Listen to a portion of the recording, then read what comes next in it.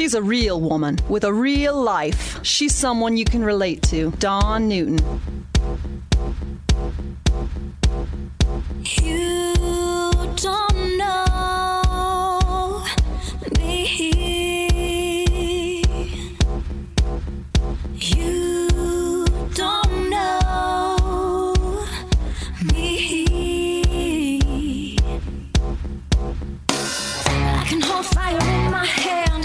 Hey, welcome to the Dawn Newton Podcast. I am your host, Dawn Newton. Few people who were targeted survived the Holocaust of World War II. Their stories of escaping the Nazis and building lives and families are precious and should not be forgotten. But how do you shatter the silence that muffles family stories when those who knew what happened are gone? My guest today is journalist and daughter of Holocaust survivors. Her name is Frenkel. She's here to discuss her book, her memoir, Family Treasures Lost and Found, an investigation into the stories and mysteries behind a family survival of the Holocaust.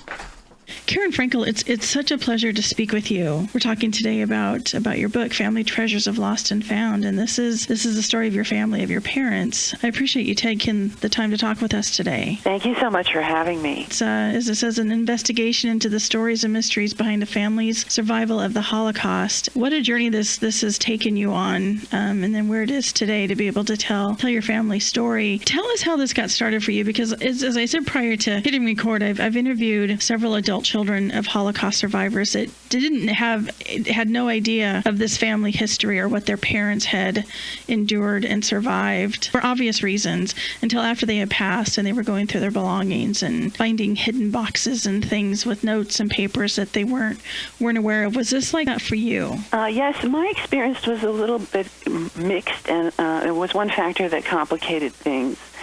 First, my father was a refugee, meaning that he fled Poland before the war started, which began on September in 1939. But he fled early in 1939, although I didn't know the date until I actually started investigating. And in my mother's case, she survived the war in Europe, posing as a Polish Catholic, and then volunteered to go to Germany as a slave laborer. So neither of my parents were in the camps. What was especially difficult and painful for me to begin this quest was that my father had died when he was 57 and I was 15. So I never got a chance to talk to him adult to adult. And we knew, my sisters and I, that we were not to ask him questions about his past. So we had the barest outline from our mother and then later on from our uncle, my father's older brother. But two important stories were told to us that haunted me. The first one was that my father's mother, we were never permitted to ask about our father's mother, and I was warned asked by my mother not to be very gentle with him at springtime because that was when he was sad. And I was told this probably when I was 11 or 12. And I asked, why is he sad in springtime? Because my father always loved daffodils, and he was a fun-loving and humorous man, and it was not my experience that he was sad in springtime. And he called daffodils dilladaff. He was always joking. But she explained that was when his mother had taken the poison. So I knew from a very early age that my paternal grandmother had committed suicide when the Gestapo found out that she and her daughter-in-law, my other uncle's bride, were in hiding, posing as Jews, and rather than be taken to the camps or perhaps to the ghetto in Lvov, where they were from, now Lviv, Ukraine, my grandmother chose to take cyanide right then and there. And on this quest, I finally faced some of the details. I found out some details about her life, which I'll talk about in a moment, but I finally understood that was her last act of free will. She was going to choose how to die. Whereas previously, I thought, why did she do that? Maybe there was a chance she could have survived the camps. Maybe my father wouldn't have had such great sorrow, such deep sorrow that it was all bottled up. But now I understand that was a form of resistance. And though I didn't know it when I went on this quest, much of the book is about the kinds of resistance that people chose to undertake in the face of fascism. And that, I have to say, unfortunately, is becoming more and more relevant. It's just learning about these individuals that you didn't know, but seeing yourself in them. I don't know how that could not have surfaced. It did surface because of the three of us, I have two sisters. I don't look like my paternal grandmother, but I do have very fair skin and fair hair. And judging by the three photographs we have of her, I'm built like her. And, little tiny scraps of information and things that wouldn't matter to anybody are so precious to me because I needed to imagine, what she was like. And so the first thing that I did one day out of boredom, because I'm a technology journalist, so I was covering cyber warfare, and at the time in 2014, we were all encountering the password problem. There was a lot of companies were spending many research dollars and training dollars on getting their employees to use different passwords, and people are human; they don't have time to deal with it, and there was the same story over and over again.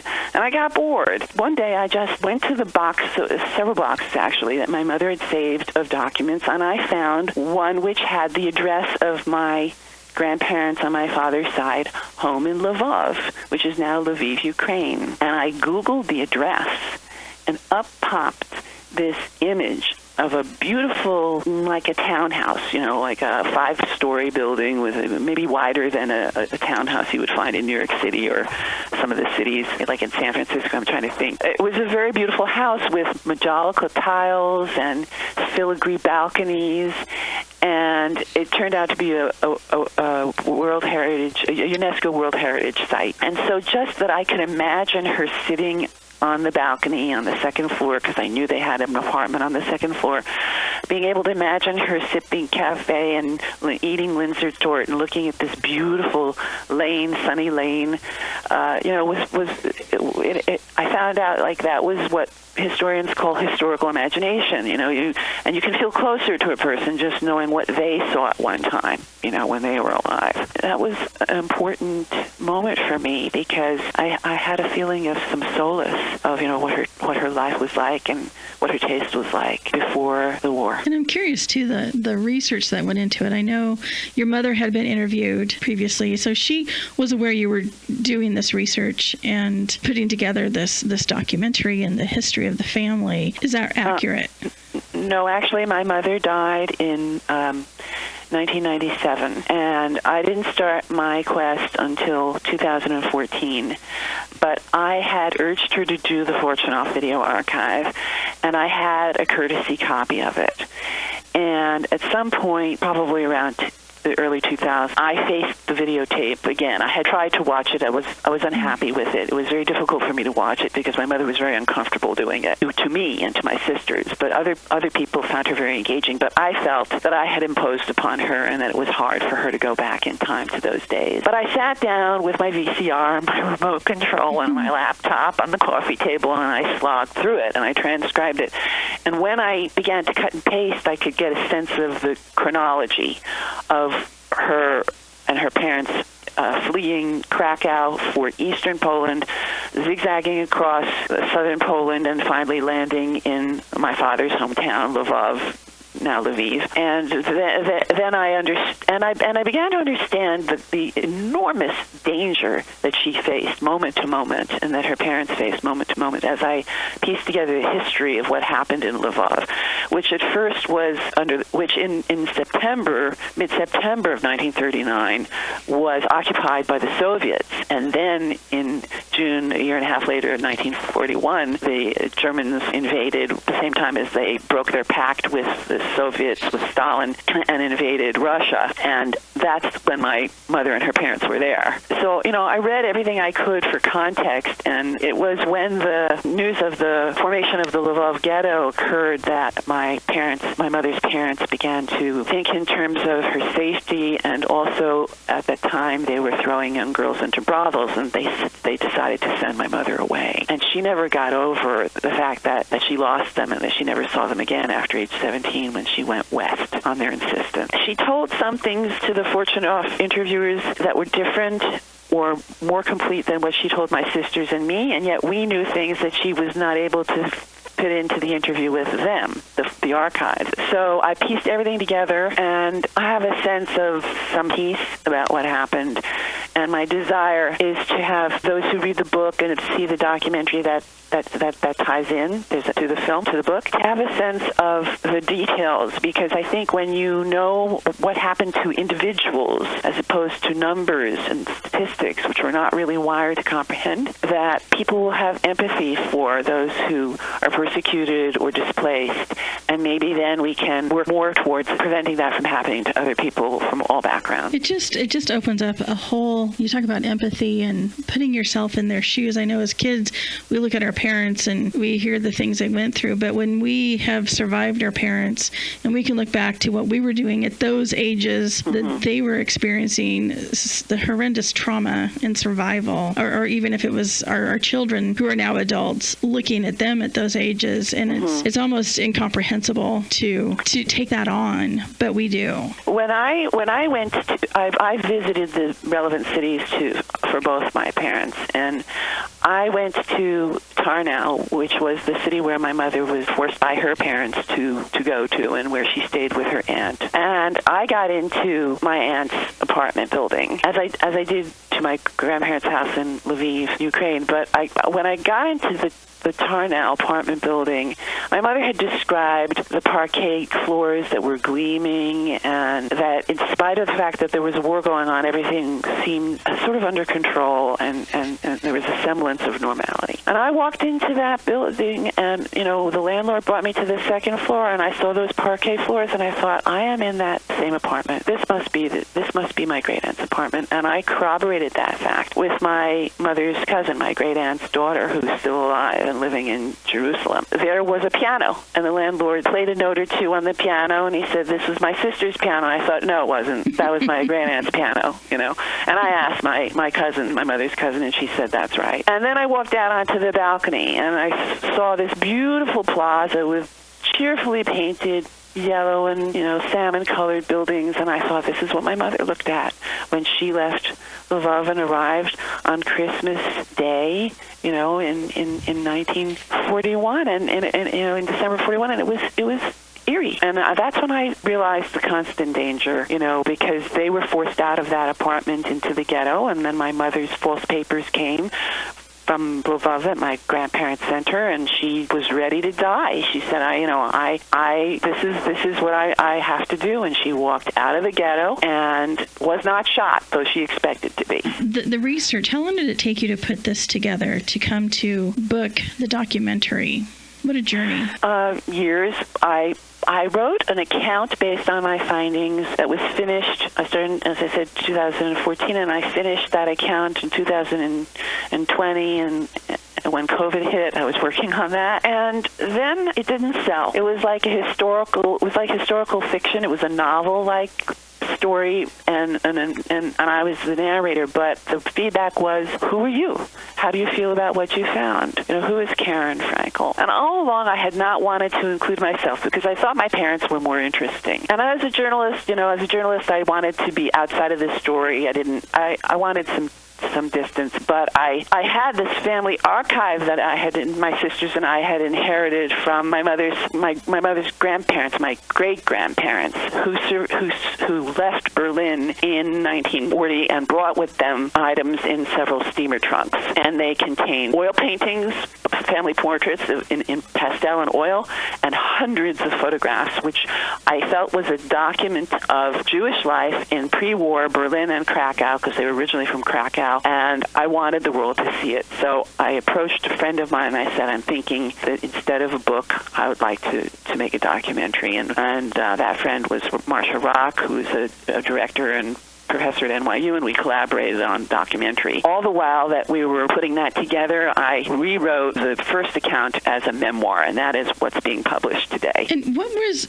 there anything that you found that completely surprised you or that still remains unanswered? I was completely surprised to discover a newspaper article a feature article on newspapers.com by a reporter who witnessed the arrival of my father in Havana in 1939 on a French ship at the same time that the St. Louis was at harbor, at anchor. This was, for those of you who don't know, it was a very famous German ship filled with 950 or so German refugees trying to escape Hitler. And there was another ship, so there were 3 ships of refugees. The Flandre, the ship my father was on, the St. Louis, and the Orduna, which was British, and none of those people were allowed to disembark. Those Jews, many of them were forced back to Europe and perished. The article described my father's first wife. My father, a first wife, who was American, for some reason went to Lvov in early 1939 or late 38, and my father and this woman, Rose, married. She came down from New York. They traveled separately. She came down from New York to Havana and was arguing with an immigration officer and saying, why can't he disembark? His papers are all in order. And the immigration officer saying he can't because he's a Jew. And she says, yes, that was his first crime. He was born a Jew. And, my father's first wife, it turned out, was a gangster moll. She thought in those terms. And there it was on paper, and she was gutsy, and it was like film noir, in print, newspaper print. She was looking for a front, she and her lover, and they expected my father, when he did arrive in New York eventually, to cover for them. And so my father would have none of it, and he divorced her, and then he went off and served in the U.S. Army and was in the European theater healing the wounded soldiers of the Allies. Amazing. And that was an incredible discovery. And furthermore, if we have time for one more, yes. My mother had told me that my father had been the commanding officer of a POW hospital in France. And I didn't find that on his separation papers, which she had saved. So I I just was racking my brains to find out what POW hospital that was, and he had a resume, and I couldn't find, based on the station hospital, there was a 4-digit number for a station hospital, where that one was, and I thought I hit a dead end until I looked at the back of a few of his photographs of his war photo collection. And you were not allowed to label anything, right, because it would have divulged information to the Germans. But there was one set of photographs in a different dimension than the others that were from after the war was over in August and September of 45. And on the back, he wrote down the name of the station hospital. There had been a typo on his resume on that hospital that I had been looking for. And then I found the village where it had been located, and the only structures in that village, it was really a hamlet, like a crossroads in Picardy in France, that could have housed hospital were a chateau and a pigeonnier, like a dovecote. And the dovecote didn't have a ceiling, so I ruled that out. It didn't have a roof, from what I could tell. And the chateau, I suspected, was the location, or maybe it had been a tent, a field hospital, And I found this book. I paid $300 for this book that was a history of the chateau by the last owner who had died after writing this book. And there I was able to prove to myself that was, in fact, the location, the chateau. And the chateau had been owned by the godfather of Alexander Dumas, And so I don't know if my father knew that, And I found out also that the Nazis, when they left the chateau, because they had imprisoned French prisoners there, tore down murals from the walls of the Great Room and stole them and, took them with them to Germany. So, I'm hoping that those who look into restitution of stolen art will perhaps return those paintings to the rightful owners. And those discoveries are just astonishing. I just, at certain points, it just seemed magical that I was able to find all that out. It's just so amazing when you look at that. It's like just what they endured, who they were in contact with. Rock star just keeps coming out. I mean, the amazing journeys that they went on. And, we look at it, or I look at it like, wow, what an incredible story. But they were just wanting to survive. They were very, very brave. And they resisted by taking great risks, and I admire them for their resilience. And it was not easy, and I felt growing up the shadow of the Holocaust. Even though they tried to hide a lot from us, I wanted to honor them, and I wanted to honor my lost grandparents and my lost uncle and all the others. And I felt that I felt afterwards. I didn't know when I was in this process, but during the process, and afterwards, I'm having trouble saying it, but after the process of finding things, these scraps of information, I felt I honored them by finding out whatever there was to be found. Karen, who do you want reading this book, Family Treasures Lost and Found? I very much want the book to be read by people of all backgrounds. I don't see it as purely a Jewish story, although it is, and it's an important story in the face of the anti-Semitism we're seeing rising up again. But I feel that it's for all people of all walks of life, because every family has secrets and every family has loss. And even if they didn't experience the kind of persecution and loss that my parents did, I think if you tell them the details of what happened to individuals, the readers will relate. And then they might want to investigate their families and they might find some solace. But broadly speaking, more broadly than that, I would like them to understand the plights of the refugees today, because we have 121 million refugees on the planet right now, and that is a huge, huge number. If we're not mindful, we will, all of us know at least one person who has suffered and been stateless. Maybe we can prevent that from continuing. So I would like people from all walks of life to look at the book and the film. Well, these stories are so important, and these are the stories that we don't hear about, and there's so many of them out there, and it's only the individuals, the descendants, the family members that can really tell it. Where can we find the book and learn more about you and your work and the documentary that goes with this? They can see the trailer on the film's website, familytreasuresfilm.com, and they can visit the book's website and write to me if they like, and that's familytreasuresmemoir.com. Well, congratulations on this work. It's been quite a journey for you and your family, I'm sure. And coming out on the other side and looking at it,